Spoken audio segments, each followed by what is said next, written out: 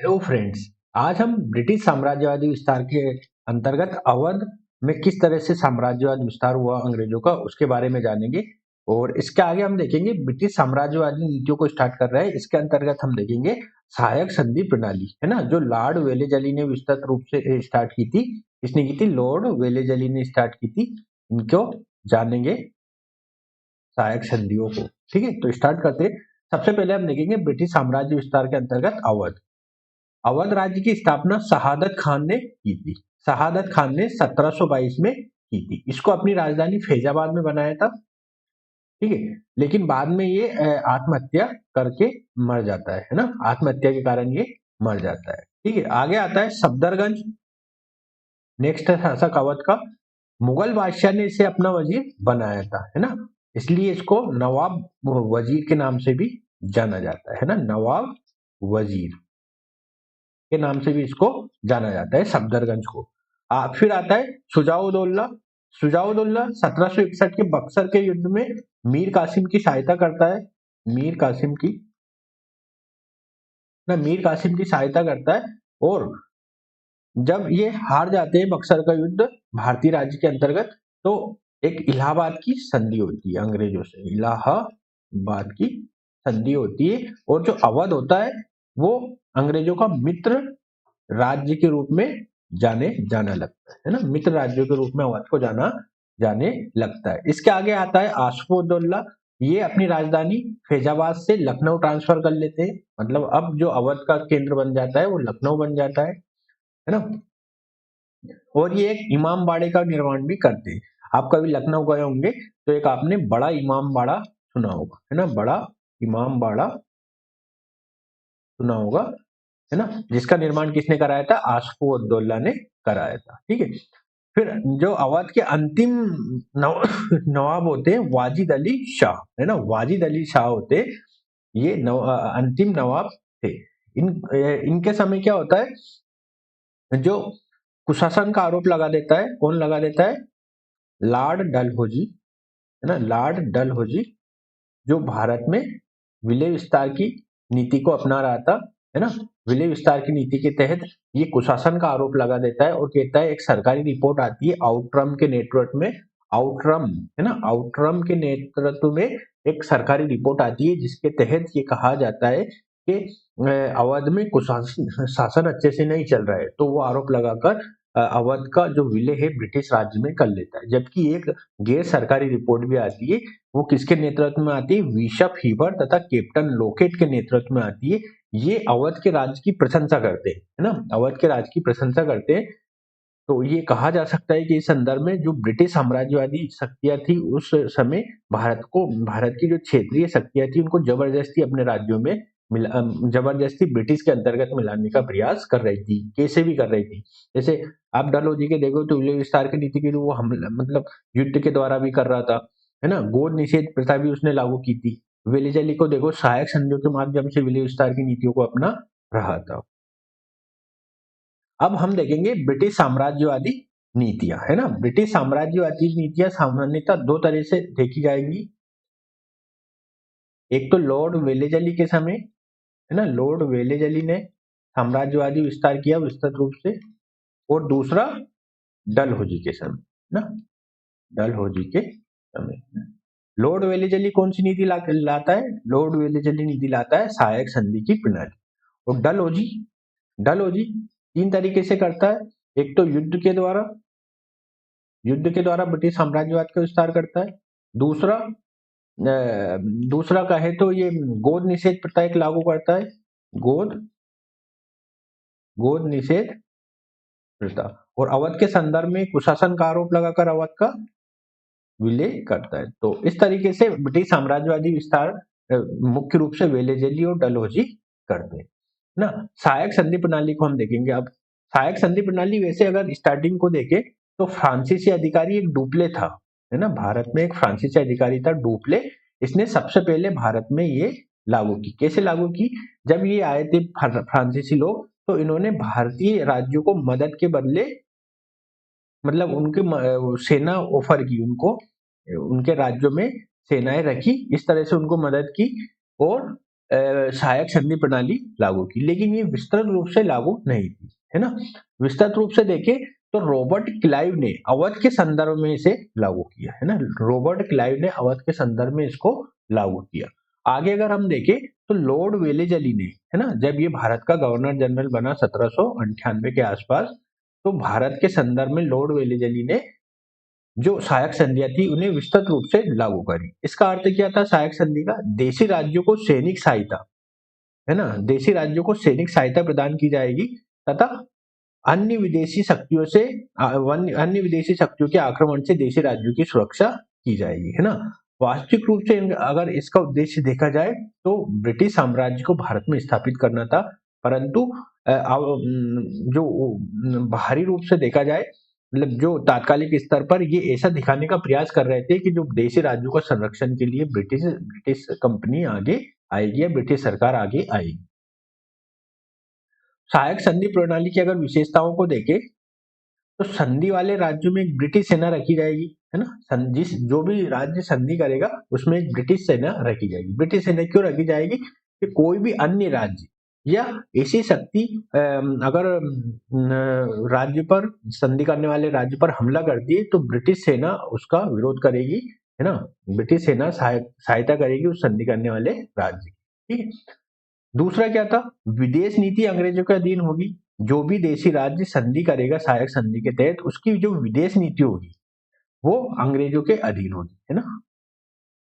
मतलब विदेशों से किसी प्रकार के संबंध रखने या नहीं रखने, वो भी जो भी नियम कानून बनाए जाएंगे वो अंग्रेजों के द्वारा बनाए जाएंगे, ठीक है।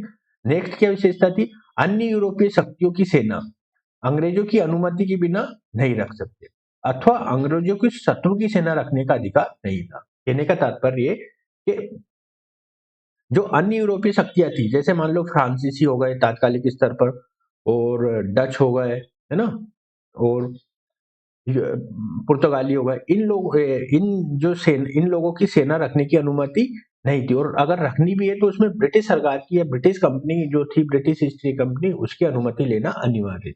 और जो अंग्रेजों के शत्रु थे, मान लो तात्कालिक स्तर पर फ्रांस वाले थे, तो फ्रांसीसी सेना रखने का अधिकार तो बिल्कुल ही नहीं था, ठीक है। सहायक संधि प्रणाली की नेक्स्ट विशेषता को देखें तो एक ब्रिटिश प्रतिनिधि नियुक्त किया जाएगा उस राज्य में जो राज्य सहायक संधि कर रहा है। आंतरिक मामलों में हस्तक्षेप नहीं करेंगे। सहायक संधि की एक विशेषता ये भी थी कि जो ब्रिटिश लोग थे वो राज्य की आंतरिक मामलों में कोई हस्तक्षेप नहीं करेंगे। अब सहायक संधि करने वाले प्रमुख राज्यों को अगर देखा जाए तो सबसे पहले 1798 में हैदराबाद के निजामों ने की थी, है ना। हैदराबाद के निजामों ने सहायक संधि की थी। 1799 में मैसूर, है ना, 1799 में मैसूर जो जब मैंने पढ़ाया था, चतुर्थ आंग्ल मैसूर युद्ध हुआ था ना, चतुर्थ आंग्ल मैसूर युद्ध हुआ था 1798 में, है ना, 1798 में। इस समय टीपू को हराकर जो ओडियार वंश के एक पुराना शासक, है ना, ओडियार वंश के एक अल्पवयस्क पुत्र चिक्का कृष्ण राज के मतलब उनके वंशज को इस पर बिठाकर उससे वो संधि की थी, और सहायक संधि प्रणाली के तहत मैसूर राज्य का विलय किया था। ब्रिटिश साम्राज्य के अंतर्गत मैसूर राज्य का विलय किया था, और मैसूर राज्य का विलय करने का एक सबसे प्रमुख कारण ये भी था कि तात्कालिक स्तर पर क्या हो रहा था, फ्रांस का नेपोलियन, है ना, नेपोलियन साम्राज्यवादी विस्तार कर रहा था, मतलब पूरे विश्व को जीतने का प्रयास कर रहा था। तो जो ब्रिटिश सरकार को अपने जो भारतीय साम्राज्य की चिंता होने लगी कि कहीं ये नेपोलियन भारतीय क्षेत्रों पर अगर अधिकार करने लगा तो हमारा जो एक उपनिवेश है, भारतीय उपनिवेश है, वो कहीं वो अपने हाथ से छिन ना जाए और फ्रांस के तरफ न चले जाए। और मैसूर का जो शासक था तात्कालिक स्तर पर टीपू सुल्तान, फ्रांसीसियों से संबंध बनाए हुआ था, है ना। उसने स्वतंत्रता का वृक्ष भी अपने राज्य में लगाया था तथा अपनी सेना को फ्रांसीसी सेना से प्रशिक्षित भी करवाया था। तो इस तरीके से कह सकते हैं कि मैसूर राज्य का ब्रिटिशों के अंतर्गत जो विलय सहायक संधि के माध्यम से अपने अंतर्गत लाया गया, एक बहुत बड़ी विजय मानी जाती है। इसी संदर्भ में लॉर्ड वेलेजली ने एक बहुत महत्वपूर्ण बात कही थी कि पूर्व का साम्राज्य अब हमारे कदमों में, पूर्व का साम्राज्य पूर्व का साम्राज्य अब हमारे कदमों में है। कहने का तात्पर्य भारत के संदर्भ में था, है ना। जब इस शक्ति को जीत लिया मैसूर की, तो पूरे वैश्विक स्तर पर यूरोप की शक्तियों से, जिसमें फ्रांस वगैरह था, इनसे ये कहना चाह रहा था कि पूर्व का साम्राज्य अब हमारे कदमों में, ठीक है। 1801 में पेशवा से संधि करते हैं ये, सहायक संधि के माध्यम से। 1803 में भोसले 1804 में सिंधियाओं से सहायक संधि की जाती है, ठीक है। सहायक संधि प्रणाली का अगर मूल्यांकन करें, तो मूल्यांकन में अगर हम देखें तो सबसे ज्यादा इसको लाभ ब्रिटिश को होता है, तथा हानि जो भारतीय राज्यों को बहुत हानि होती है, ठीक है। ब्रिटिश को क्या क्या लाभ होते हैं? देशी राज्य निशस्त्र हो जाते, है ना। मतलब जब यहाँ पे एक सेना रखी जाएगी तो उनका निशस्त्रीकरण एक स्वाभाविक प्रक्रिया हो जाएगा। कंपनी की सेना तैयार हो जाएगी, है ना। कंपनी की सेना जो भी भारतीय राज्यों के पेशों पर, ये एक बहुत बड़ी बात है ना। भारतीय राज्यों के पेशों पर, भारतीय राज्यों के पेशों पर कंपनी की सेना तैयार हो गई, है ना। और इसका प्रयोग आगे ये भारतीयों के खिलाफ ही करेंगे, है ना। जब साम्राज्यवादी विस्तार के तहत दमन चक्र अपनाया जाएगा, तो भारतीय सेना का जो तैयार इन्होंने की है, मतलब कंपनी की सेना, वो भारतीय लोगों के विरुद्ध ही करेंगे। फ्रांसीसियों का प्रभाव समाप्त हो जाता है। फ्रांसीसियों का प्रभाव समाप्त हो जाता है कैसे? जब मैसूर के सहायक संधि के माध्यम से मैसूर को भारतीय राज्य, मतलब मैसूर को ब्रिटिश साम्राज्य के अंदर मिला लिया जाता है, तो फ्रांसीसियों का प्रभाव लगभग समाप्त माना जाता है। एक बड़ा बाजार निर्मित हो जाता है ब्रिटिश वस्तुओं का, है ना। जब ब्रिटिश ब्रिटिश सेना अंदर, राज्यों के अंदर चली जाती, तो लोगों का आचार विचार और संस्कृति को भी परिवर्तित करने का प्रयास किया जाएगा। जब मैं शिक्षा प्रणाली पढ़ाऊंगा, ब्रिटिश शिक्षा नीति, तो किस तरीके से लोगों के आचार विचार और संस्कृति को बदला जा रहा था, तब वहां हम विस्तृत रूप से इन बातों के बारे में पढ़ेंगे। भारतीय राज्यों को इससे क्या हानि हुई, मूल्यांकन को अगर देखें, संधि करने वाले जो राज्य था वो ब्रिटिश सुरक्षा पर निर्भर हो गया, है ना। ब्रिटिश सुरक्षा पर निर्भर हो गया, ये एक सबसे बड़ी बात थी।